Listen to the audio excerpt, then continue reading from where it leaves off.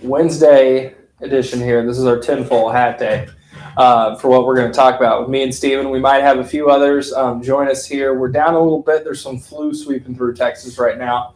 But, I mean, I sold 8 policies yesterday. How many people did you recruit yesterday? 4. You can tell we're keeping lights on here. Yeah. So we don't want to make it too long because we do have business that we have to attend to. So as we mentioned in yesterday's dojo and going over it, and we talked about some conspiracy theories and where Medicare is heading further, I kind of blew Steven's mind when I said that the HMO is going to be the wave of the future. And here's why. I'm ready. Okay. So I've helped, some Advantage Plan people. We do a lot of supplements here mainly, but Advantage Plan people. And a lot of people that I've seen here, I've had to bite my tongue. But then I looked at it again and I go, you know what? I am going to recommend you the HMO. Because in all our training, Victoria, you come in. In all our training that we've done when you talk about Advantage Plans, whether this is you're starting it for the first time or you're selling it for the first time, whatever it is, you're supposed to say, at least get them a PPO. That way they have out-of-network coverage. Mm-hmm. At least do this. That way if they do go some places, they're okay. Those HMO POSs, you know what the POS is for? It's like dental. That's your POS is your dental network. So POS doesn't mean point of service. It means case of something else. Mm-hmm. Yes, exactly. So again, we're talking about why I think here in the future HMO is going to be the end-all be-all. Okay. Have you told us yet?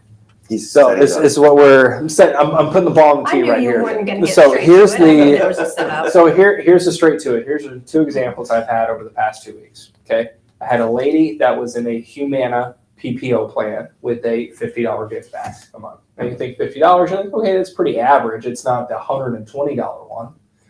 She had a PPO that was about $7,000 in network, $10,000 out of network. Okay. Her doctors, there's 4 of them. They either took AARP or Humana. That was in network. Okay. The AARP HMO was $3,500 out of pocket. Okay. What do you think the cost per specialist was in network for the HMO versus the PPO? I would say, like your copay. Mm-hmm. Just your copay. I would say I've seen it. Wouldn't be surprised if it was $60 for the PPO. Yes. What do you think? Well, for HMO? For HMO, how much do you think the copay was for a specialist? $40. I've seen one with 0. So you know what? Bob, I'm going to say 0. 20. Oh. Guess how much for the PPO? 60. Mm-hmm. 60. Okay. Yeah, $60. Guess how much for the primary HMO? 0. Guess the PPO? 0. 20. 40. No way. Wow. Now, this is not the only one I've run into. I had another one that was an AARP PPO that was $7,500 in network, $11,000 out of network, $30 for primary, $50 for specialist. And these are non-DSNPs. These are non-DSNPs, just regular old Medicare MAPD plans. So this is why I had to buy for the first guy where I was like, man, I know the company we were looking at was Aetna. And it was this Aetna HMO that he had. It was like $3,900. And then even an Aetna PPO plan was $75 and $11 were the numbers for PPO versus $39 for in-network. For the H. And talking to him too, and I'm like, look, you just got to make me a deal here where I'll tell you, I'll put you in the HMO. Just have to promise me that you're willing to look up your doctors before you go. Mm-hmm. And make sure everything is in network. He goes, yeah, that's how I've been doing it. And I go, okay, I know you're going to do it, so I trust you. And you have to have that conversation when you're going to put someone in an HMO. Mm-hmm. Mm-hmm. But that's why. I mean, I want to get y'all's opinions on it too. You look at HMOs. We were talking yesterday about how all these companies are just battling for benefits, and they're just adding benefit after benefit after benefit. But at the end of the day, they're not lowering the actual health coverage. It's costing people more than the benefits they get. So what's your opinion on that? I'll let you start. Do you have an opinion? Well, it's another benefit, like the HMO or the PPO network. It's just another benefit. Do you want a bigger or a smaller network? Well, if you ask for a bigger network, you're going to get less tchotchkes. If you're okay with a smaller network, well, you get more of the extra stuff. You just really have to have that conversation with the client, because even though it makes sense to us that you would want to have your day per hospital visit as low as possible, your out of pocket as low as possible, your deductible as low as possible, that's not always what's important to these people. Some people truly just want the most goodies. They don't care if their doctor's a network. They don't really see a doctor. They'll tell you, hey, if my doctor's a network, great. If not, I'll find another one. It doesn't bother me. I want that OTC money. And you just, and in that particular case, as long as you're, if you're truly meeting the client's needs and warning them of things that that you see, that could be pitfalls for them, or you want to warn them of things and they still say, yeah, I want the most, we go to HMO because that's where you're going to get the most extras. I think a lot of people, the longer that they have some of these advantage plans, the more they're getting snake bitten by the benefits. The more that people realize, why aren't you telling me about how my doctors take this plan versus you get dental coverage? You get added benefits that you might not know that you get. Okay, that's great. Why aren't you telling me about how it actually works and covers my health? But sometimes I'm trying to say, okay, well, let's make sure your doctors are covered. Well, I want to know about that food card. Well, okay, yeah, we'll get to that, but let's make sure, you love your doctor, right? Okay, well, what about your specialist? Okay, well, let's make sure, when you see the doctor every time, it's not $20 every time you go. Okay, yeah, that's fine. But let's talk about the free money for him. Does that happen a lot? It's happening more this year than I've ever experienced. You're trying to guide them right, and I am not going to gloss over that, but I can tell that their priorities are with the sparkly things. See, it's so funny because it's opposite for me, where everybody I've talked to with Advantage plans are like, they are nickel and diming me to death with these copays. Mm-hmm. They go, I don't want to have to pay. There was one where an out-of-network specialist, I forgot what company it was, but it wasn't like $70 copay. It was 40%. Mm-hmm. Yeah. And I go, usually if you're going to a specialist, it's not going to be a cheap bill. Mm-hmm. They got to do some things. Yeah, that's why you're at somebody who specializes in what you're there for. They're not just gonna say, oh yeah, you're good to go. No. Mm-hmm. And I was like, 40% for out of network. 40% of what is the question? Co-insurance. No, I know. But what I tell people, you don't want to deal in percentages because 40% of what? You don't know what it is. Yeah. And that's why a lot of people, they're like, I don't want to pay this much when I go to the doctor. Mm-hmm. The one that blows me is where you have to pay for your primary care doctor. $20, $30, $40 just to go see your main point of contact for your health. And people are worried about a food card. Mm-hmm. I think the longer that, kind of this advantage plan and the marketing and just the way that they're working, a lot of people, they're going to finally see through the smoke and go, okay, sure, I get free money with this. Now, these are not, we're talking about non-DSNP people. People who have the common sense. They're off in a set point in their life where they don't have to struggle with money, per se. But it's the people that make the conscious decision, well, I'm healthy, it's $0. Might as well do it while I can. Okay, I'm talking about those people in general. It's finally hitting them when they're having now to start using the plan to go, there's a whole lot of this I didn't know about. Mm-hmm. And there's a whole lot of smoke between, but I have dental, but you have vision. Well, do you know with your dental plan, it only covers a cleaning? You don't get anything else. Mm-hmm. There's nothing to it. And they go, well, they said it helps with dental. I was like, no, it's really not. And so in my opinion, really, especially talking with people with this year, people are kind of tired of the BS.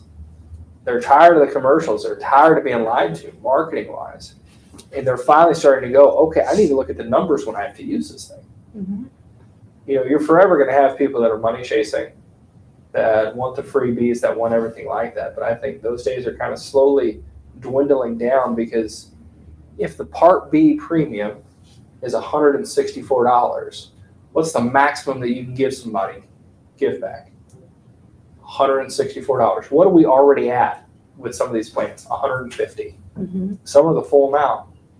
Guess what? You're never going to break what the actual Part B premium is. I'm just going to hand these people money on their Social Security check. So it's coming to a breaking point where people are finally, I think, starting to hit a little bit better. That's kind of what I want to ask you guys too, how they perceive it. But it's finally starting to hit a little bit better to where they go, maybe I need to look more at the coverage than the goodies. Mm-hmm. I mean, when you have been talking to agents recently, you've been talking about how they sell Advantage plans. Mm-hmm. And what do a lot of people do?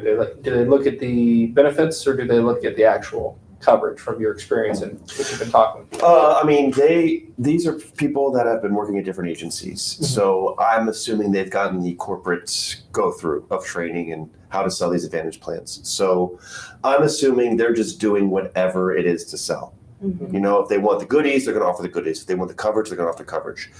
Their end game is commissions. Their end game is closing. So I'm not trying to sway them into how we do things at first, because I don't want to tap into how they're comfortable with how they sell things. Mm-hmm. So I've talked to people that are experienced Medicare supplements. I've talked to people that are like in the Medicare Advantage industry. Like, I just got off the phone with one guy. He's like, I do 3 or 4 week Advantage plans. And I'm like, okay, cool. We do everything here. And we do supplements. And he was like, what's a supplement? Yikes. He had no idea. So that is what's going on, I think, in the Medicare Advantage ecosystem right now. Is like, this is the way to go for Medicare. So, but I want to go back. You asked the question, like, how do I foresee this HMO plan, this future of HMO? So I only know plans because I'm doing recruiting, so I'm not in the trenches like you guys, going into the details of the benefits. I only know from reading and from listening the subtle changes from 2022 to 2023. I know that from 2021 to 2022, there was this big paradigm shift in plans because they now offered a Part B give back. That was the first time that they did that. I think it may have been 2021, but it was big last year. So that's very familiar. The food card is big this year. I'm assuming they're going to increase the food card in certain plans. So you have all of these benefits. But you guys know the nature of Medicare Advantage plans is that each carrier gets to allocate how they want to offer their benefits. So in the nature of anti-monopoly or antitrust, each carrier gets to offer their own type of benefits. So AARP says, we'll do the food card. Humana says, great, we'll offer $4,000, $5,000 in dental. Cigna is like, okay, we'll do it this way. But with that allocation of funds, they're going to increase where they can get the money back in copays, in Max and MOOPs, or in the fine combed details of like I always talk about services like MRIs and CT scans and EKGs, which is crazy because that's where the doctors make money. So to go back to what you're saying about why HMO is, I think, being strongholded into being the wave of the future is because these health maintenance organizations are paying Medicare quicker. Mm-hmm. These doctors are getting together and saying, I will join this HMO if you can offer better benefits because I know Medicare is going to get paid, which means I'll get paid. A lot of these Advantage plans, there is such a delay, especially with some carriers, aka WC Fields, you know what I mean? I'm not going to say their name, but they're terrible at paying doctors. So what these doctors are doing is they're saying, because we're getting saturated, because there's so many health concerns and there's so many weird diseases that are coming up and there's so many medications to deal with these weird diseases, I want to get paid on this. I want to keep my clientele. So what I'm going to do is I'm going to join an HMO and I'm going to get paid quicker and everybody wins. And that's true. And I could speak to that because, 3 years ago, HMOs, the networks, it was slim pickings to be a doctor. You had to pretty much change your doctor. Now so many are joining. The networks are bigger. It's not as tough to find a doctor in HMO as it used to be. Right. So actually HMO is not as big a problem as it used to be. I think the big disconnect that people see that you don't see until you actually do the research yourself or you talk to somebody who's an expert is when you look at HMOs, what is usually your max out of pocket? About 4,000, under 4,000 or something. Yeah, right? under 5. We'll say under 5. Under 5. Yeah. Okay. You look at PPO. What is your minimum max out of pocket? I would say 75. It's about $75,000, $8,000. So for a lot of people, you're going to flirt with that 3,000 to 4,000, and somewhere from the 7,000 to 8,000 for the PPO. Okay. So you're saying it's double the amount of exposure that I have, but in return, you pay me $50 a month. Yeah. A lot of people now are saying, the hell with that. I'm not going to pay, just so you know, I was talking about a guy with copays where his specialist copay was like $60 and his primary was $30. And he's like, I'm getting robbed blind, and he's getting a $50 gift back. He's like, I'm getting robbed blind here every time I go to the doctor. Yeah, especially because the average outpatient for a regular doctor, a primary doctor visit, or regular doctor visit under Medicare itself would probably be about $105 to $110. 20% of that under original Medicare would have been about $20-something. Yeah. So, but that's the issue that you run into. I'm assuming this is off the topic of yesterday where you're talking about HMOs are coming back in the future. Mm-hmm. So I am old enough to remember when HMOs came out and how widely adopted they came, and the networks started getting better. Now, HMO networks are currently getting better. Yeah. Now, that's also a consequence of a lot of things. It's just a cycle of business, people's adoption, all the extra stuff they're throwing in there to get more people, therefore enticing more doctors. Also, the fact that I'm sure, even though it's not really supposed to be this way, that their ACA networks, their Affordable Care Act networks, are allowing them to penetrate more markets because it's opening up the market for them. They're like, you might as well take this too. However, the cycle has been there before, and it will happen again. And it doesn't usually happen very quick. Once these guys hit that threshold, just like those airlines did, where you can't drop that price anymore, you're losing money on fuel, right? And this one, you start off at a zero premium. I'm only running off captation rate. So how much more free shit can I give you before I'm losing money? Because I don't have any more. Well, that's going to start capping out real quick. And then they're going to start restricting service, because that's how you manage care. It's a health management organization, which really means it's a health cost to the provider organization. So as we've seen after the first rollout of Advantage plans, when they're like, this is great, we're going to be competitive in the market. And then they go, well, I only got X amount of dollars to work with. So how do I maximize my return for my investors? Well, I have to cut services, or I have to make them difficult to access, or I have to try to negotiate or delay payments for another quarter so I can actually show good quarterly returns. There's a lot of stuff that ends up happening that this cycle, it's going good right now. Always be aware of it. And that's what we do in insurance, is we take care of for the bad times. So I still will 100% recommend everyone start off with a supplement plan, because it avoids all that stuff. And let's be completely honest and transparent about it. The only reason this doesn't come up more is because agents don't do it. High deductible G plan with a cheap drug plan is still better than any HMO out there. Yes. It is half the out-of-pocket exposure. It has no network. It can still do all the other things. It's like $30. 40. 30, 40, yeah. I mean, it's just... We're being transparent. We're 40. Right. But anyways. Go ahead, Stephen. I want to ask you this question. When I was with my previous company, I spoke to a Medicare expert. And so this conversation is percolating, but you may know this. When a carrier comes out with a new plan, brand new plan, it could be HMO, PPO, there was a certain calculation that was put in place for that plan to stay alive for the subsequent year. And I forgot what it was called. You may know this, and I may have to look it up, but maybe you know this. It's like you have to hit a certain percentage of the plan being used. What do you know what that's called? It's usage. There's I know it's not usage. There's a certain thing that, like the plan, in order for it to be extant, the people that are enrolled in that plan, there has to be a certain engagement percentage. Yeah, it's a claims loss ratio. That's it.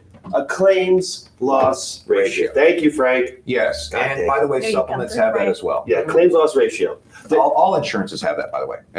That's how they measure That's how you profitability. get rates. Right. But I think that also applies to brand new plans, and it has to hit a certain number for it to remain alive. So they get a leeway. For example, we've seen this every once in a while. A carrier will come out with a new supplement or an Advantage plan, and then all of a sudden they have to lower their rates. right? They actually have a rate drop. Well, they didn't meet the claims to loss ratio threshold. They made too much money. Right. So in Advantage plans, it's a little bit different. If you're at a zero premium and then you're also losing or you're making too much money in an Advantage plan, they'll be like, well, I can't make you go below zero.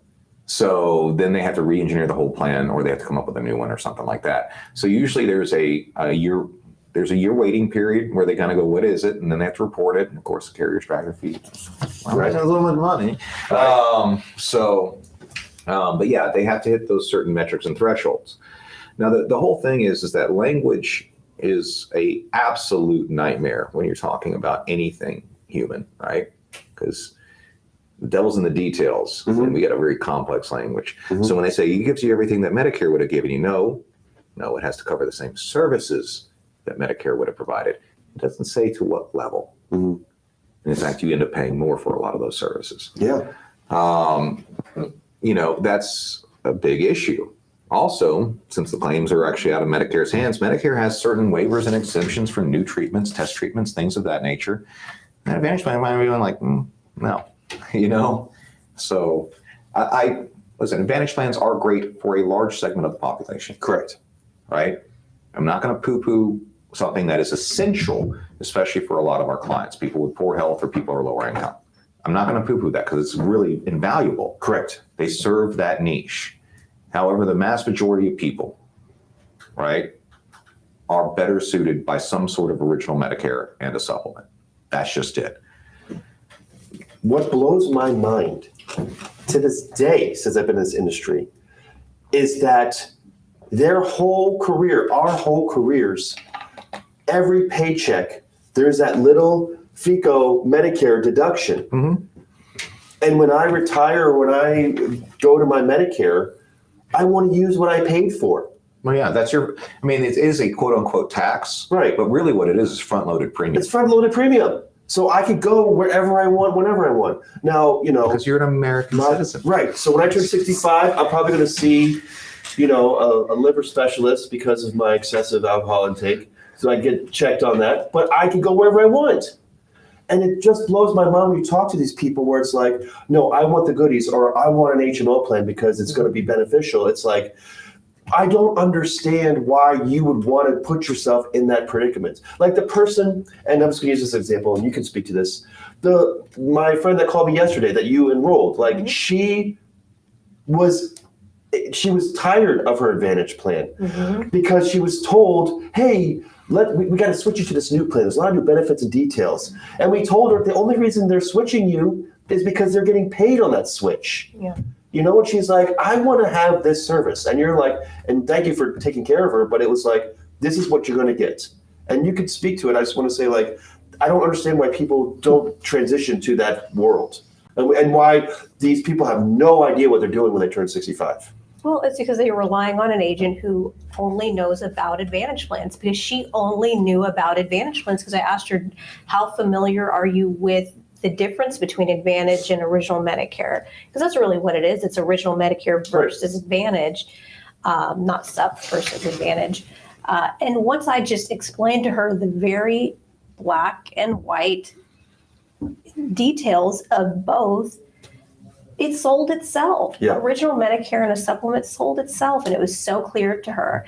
And I think if her original agent had just said those things to her, she could have made that decision for herself. But because she wasn't presented with the option of original Medicare and a supplement at all, she went with the only option she felt she could go with. Yeah. And I think one of the things we have to remember as agents is a little bit of empathy for the client themselves. By the time they get on Medicare, or even if they've been on Medicare, their primary largest portion of their life, they've only had choices of, maybe a MSA, medical savings account, or a HMO or a PPO. That's all they know, right? And it's been that way for them for 40 or 50 years. So when they're going through there, they go, well, I know PPO is better than HMO, so let's go do that.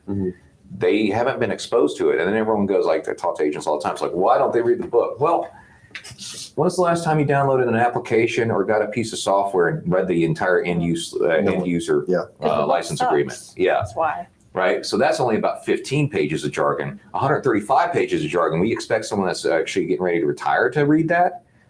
No, they don't. And we wouldn't either. The only reason we have is because we're Medicare experts. Yeah. So they just don't know, not only because their agents are going for the highest profit thing, which is going to be the Advantage plan and the easiest to sign up, but because they themselves have been conditioned just through exposure. I mean, some of those delicious They're food, lazy. They're not lazy. A lot of these guys are actually working really hard. How many times have you talked to somebody who has done all the research on all the PPOs in their region? Yeah, I know of them. All right. How many times have we talked to those people? Like, I wanted to look, because I was looking up at this one, and the Kaiser one does this, and this one does this. They've done a lot of work, but they don't know where to look and where to do the work. Because this thing that's out there, which is original Medicare, right? Mm-hmm. And most people don't even understand that Medicare is a health insurance. Yeah. Mm-hmm. They don't know. So then they're looking at the same thing that they've already known forever, right? So that's where it comes from. They're making sandcastles in the sand. Right. That's usually where they are from. Yes. He always comes through. But my point to kind of circle back here to like the why HMO is gaining popularity, it's because I was telling them a lot of more people are now seeing through the smoke and saying, sure, I get all these benefits, but they're crap health coverage when it comes to it. Where you're getting raked over the coals to go see your primary care doctor and you got to pay $40 to go to the main point of contact. You know, you hate to say it in here, there's a lot of incompetent agents that do this job. Now, not only does that screw you sometimes it plays to your benefit though. Mm-hmm. Like yesterday, me and Lacey, we did a 3-fer, but the main reason why is because the wife was turning 65 next month. She signed up for a Plan G, and the agent told her that included dental coverage. Oh, yikes. And I said immediately when I heard that on the phone, because I just got on after he did the discovery, came on, and I was asking her, I was like, well, your husband has a Plan N. Why did you get a Plan G? And she goes, oh, because it included the dental. And I muted myself, and I looked at Christopher Lacey, and I go, pull up the applications. And that was 2 minutes into the call. Get ready to do some applications here. Yeah. Because the person that, it could be an honest mistake, could just be a mistake to get it done, but that incompetent agent just put money in my pocketbook because I know what to do. God, I just sounded old when I said pocketbook. Oh, Lord. That was swell. But, groovy. But you are wearing 1950s glasses. You do have an old soul, man. I love you it. do it to yourself. Switch it up today. LLB shirt. But hey, they make XL tall. Okay, I'll go to the LLB place in Maine when I'm up in Vermont. Oh, nice. Bring back some new. Oh, you summer in Vermont now. Yes, I winter in Vermont. I summer in Texas. I do the opposite. But that. I don't want to say dumb Asian, I'll just say incompetent. It sounds a whole lot sweeter, like bless your heart. Mm-hmm. But I knew from that point where I was like, this person had no idea what they're doing. And this woman is just confused and she's been taken advantage of. I was like, there, sweetie, come cry on my shoulder here. I'll make it better for you. Okay. Yeah. I'll make it better. And then, ended up with 3 policies. And the husband, the whole time, he was just like, yep. This is people from North Dakota. So he had a little accent. He didn't talk too much. I could tell he's kind of like a bigger guy. But he oh, you could hear that over the phone. You can hear the marbles, the fat marbles. Yeah. But it was awesome because I was like, I knew exactly what type of man he is. These are people that are in a very rural county, in a very rural state. He's all about money. She's all about trust. Mm-hmm. Immediately got her on board and he's like, what can you do for me? Yeah. Mm-hmm. Grab my hand, buddy. We're going on a trip here. Aww. That's great. Yeah, but knocked him out just because the person that did that application for her did not tell the truth. It did not disclose it. And that's why I think with a lot of now, you look at the commercials, especially with what's going on. Have you seen some of the new ones that they've done? Yes. They're worse. They're truncated. Mm-hmm. They're terrible because they get the old like, well, I want my benefits. Yeah. And you're like, okay, you're just saying benefits over and over every time the person chimes in. They can't use celebrities, but people are finally going, okay, there's something to this here. There's some reason why I feel a little iffy looking at this, looking at this advertisement. calling this phone number, looking at PPO, things like that just don't make sense to me. Because like take the case here, when the husband signed up, I was like, why'd you sign up with the plan N? He's like, well, because I was healthy. Like, okay. And I asked the lady, why'd you sign up with the plan G? And she goes, well, I'm healthy too. I just wanted the dental option. Mm-hmm. No, somebody lied to you is what happened. Just like those commercials did. And I think the further that this HMO, PPO war and how many freebies we can give you is going to go on, the less and less commercials you're going to see. Because it's just going to be too restrictive on what type of language you can use. Well, my personal opinion on the HMO, just to wrap up with my thoughts on it, are, when I'm doing my discovery, I'm doing the best discovery that I can. I'm not going to take out HMO, Like, I feel that HMOs, like D-SNPs, are for a certain type of people. Okay?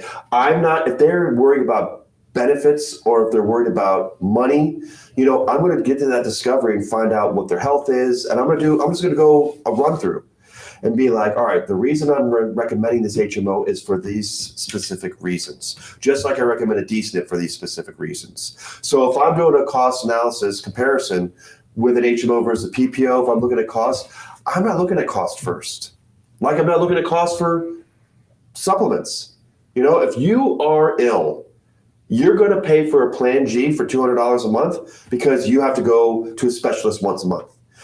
Cost for me is the last thing I'm going to worry about because I need to know that I'm doing the best job for them when I get off the phone with them, that when they need to go to a doctor or a specialist or hospital, they need to know how much they're going to pay and if it's going to be within their budget or if they are traveling, because we all know if you are an HMO, you are locked into that network. Mm-hmm. You're locked. So if I hear in the conversation, I'm going to send my grandkids. No, you're not getting an HMO.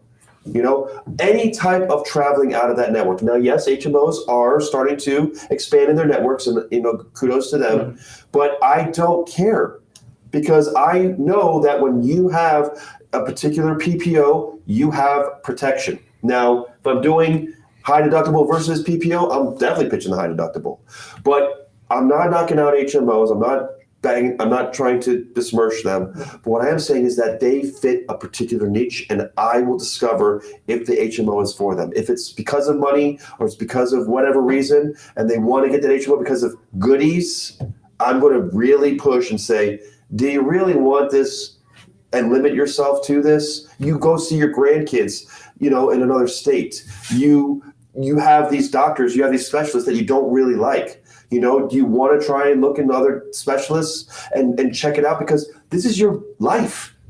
I say this all the time to clients. I say, I know you're concerned about your budget for your health, but you will drain your savings to save your life or the life of a loved one. You will drain it.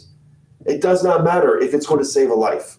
And I don't want to be responsible to say, well, something happened to you and you have an HMO and now you're going to be bankrupt. I cannot hang up that phone knowing that.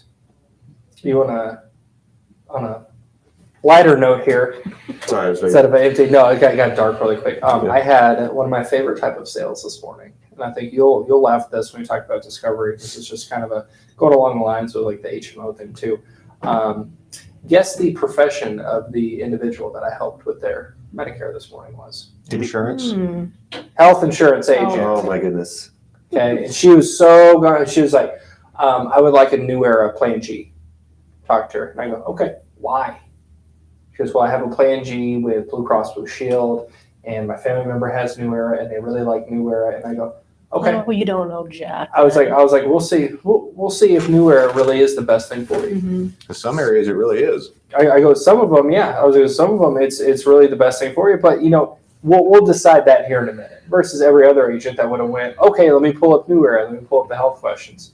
But went through, did some discovery. She is just pre-diabetic. She's very healthy. Doesn't take any medications. In my head, I'm thinking, okay, we can get you approved at New Era. That's 5-year questions. But then I looked and I was like, New Era, they are a little bit higher, and this business, everything is standardized. And she was like, yep, going through the whole thing. She was 80 years old too, still selling. Good for her. Wow. And I go, okay, what do you think about Mutual and Aetna? And she goes, I hate Mutual. I had Mutual one time. I didn't like them. I go, okay. any other companies I should look out for? She was like, I've had Cigna before too. I didn't really like them. They increased me too much. We had so much issues with everything. And then after I asked her that question, she goes, why won't you just sell me a New Era plan? And I go, well, I need to check every option before I just say New Era is going to be best for you.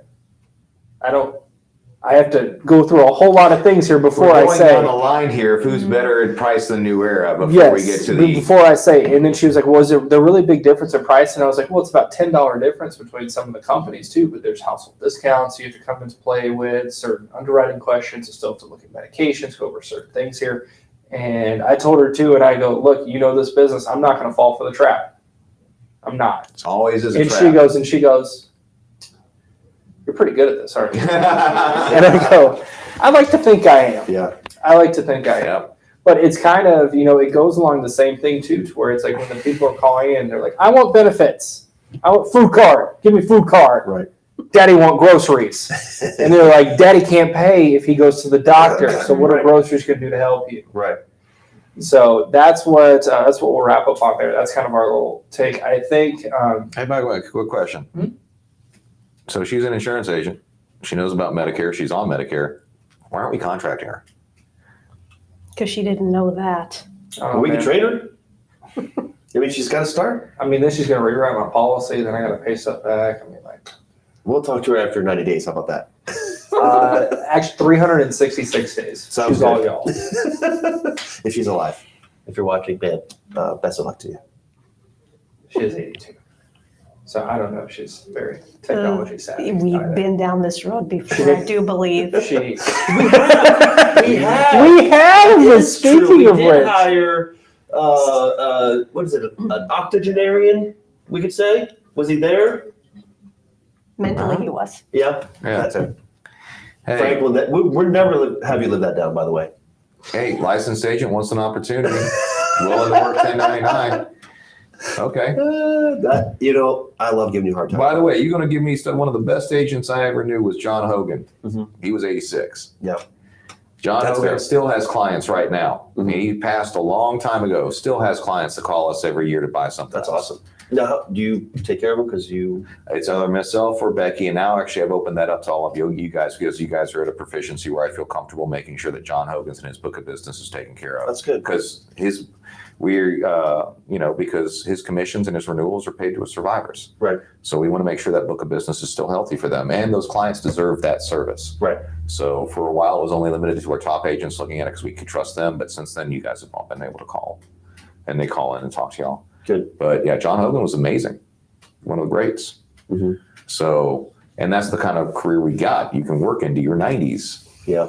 I mean, there have been people that I've gotten into the insurance industry that the first time they ever thought about it was talking to me about their supplement.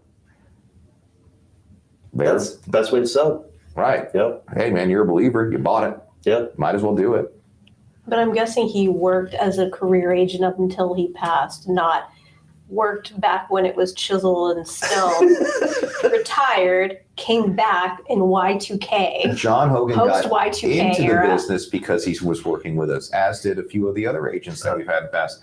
I won't go into the exact names because they're still alive, hopefully. But you would be surprised how many people came to work for us as they were retiring because they became our clients and saw how we did stuff. Then they came to work for us as their second career, and then they retired again. That's great. I mean, it's actually kind of weird. Brad is in that cycle almost, right? Yeah. I mean, he started a couple of years before his official retirement age, but he's still kicking. And he loves doing it. Of course he does. He has a plan G. Yeah. Of course, he signed himself up. Yeah, he just gets bored real easy. Well, I really like Brad because he's the guy, he kind of has my vibe where it's like, he could totally do this from his home. He can't do it from his home. He wants to come to work and interact and do his job and then go home and enjoy his life, Right. which I like. That's like me. I don't want to, I work from home, I work remotely, but I'm an office guy. I got to be around you guys, Mhm. give you guys a hard time. So, but yeah, it's a unique situation because we get to Yeah. do a really good thing. I agree. Okay, this is what we'll wrap up on here because I know yours and I know mine. I said it this morning. What is, if you can remember far enough, what is the first cassette or CD probably cassette with y'all, that you remember I really owning wish and I flipped listening you to? off. Grip said his was My first one was Billy Joel. Billy Joel. I remember the one that was most prevalent to me was Puddle of Mud's first CD. Wow. Mine is, I remember mine, I'll give an explanation. My first cassette was the Pointer Sisters when I was 8 years old. Dang. Which they were past my time, but the reason why is because my parents, so they had it together. They bought me a Walkman, my very first Talked Walkman. about Walkmans today. It was the bright yellow one, right? But they forgot to buy me a tape to play in it. Yeah, they weren't quite thinking. Yeah. And so Mom was like, here's one of mine. And so it was the Pointer Sisters. I played the hell out of that tape. Yeah. Good. Frank, what about you? So my first tapes were always mixtapes that were actually back in the day you could record off the radio. I know. I'm talking no mixtapes, no LimeWire stuff, no nothing. Just it's got to be. No. I just album. couldn't afford to get real. Go to the Sam Goodies back in the day, or Virgin. Walmart. Walmart really wasn't selling much music. Not yet. Back when I was young. I don't think they even sold groceries yet. So. But I remember the first CDs I got because I finally was able to get a CD player when I was younger. I got 3 of them. First one was Red Hot Chili Peppers, One Hot Minute, Iron Maiden, Number of the Beast, and Nirvana, Nevermind, when it first came out. So that was, I think I was 12? 11? And my first CD was Green Day, but the one before Dookie, Kerplunk. Someone gave me this band. It's like, this is a cool little punk band. And I started listening to it. Loved Kerplunk. And then they came out with Dookie afterwards and they exploded. So I was this really jerky kid like, I knew Green Day before they became popular. That's where my energy comes from now. It was cool when I did it. Type I think my first CD was Sublime. Oh, nice. Made the wheels off of that one. What was your first concert? For me, it was. We'll end on this one here. It started off. This was back when I was like 14 or so. Miranda Lambert opened. Then Jason Aldean after Miranda Lambert. And then if y'all ever get into Texas country music of old, Cross Canadian Ragweed, and then Pat Green. It was like a well-known beginner of Texas country type guy. So I saw Miranda Lambert open up for Jason Aldean before both of them were first CD. And that was at the Bell County Expo Center. I was with my sister who was on a date who was underage drinking, and then I got her in trouble. Nice. Because she was because we met up with a boy too. Yeah, good day. Little brother, and I must have been 12 or 13, and she must have been 18 or 19. I remember it. Do you want to know my first concert? Yes. What's that? It's humiliating. That's fine. Weird Al. No. Can't be worse. My mom could not find a sitter, and she wanted to go see Amy Grant. She's fantastic. Definitely don't be embarrassed. She's fantastic. I started a fire. Okay. Victoria, first concert? Oh boy, mine was New Kids on the Block. Of course it is. Steven? Do you remember the band Live? Yes. Yeah. Lightning Crashes. Yeah, Lightning Crashes. That album. Yeah, they performed in the Miami Arena in 1995, and I turned 16. I got my car, and my first trip was to the Miami Arena to go see Live. It's great. Really cool. Yeah, that's good. Good. Well, glad we could end it on there, guys. Remember to, if you're an agent and you're looking for new opportunities here, you're talking to the two heads of recruiting here with Stephen and Frank. And if you're a senior that needs help, you're talking to the two heads of the floor here, Victoria and Jacob. So it's really Power Players Room that we've had for the past 2 days. So thank you guys for watching. Y'all have a great one. And if you're an agent, go sell something.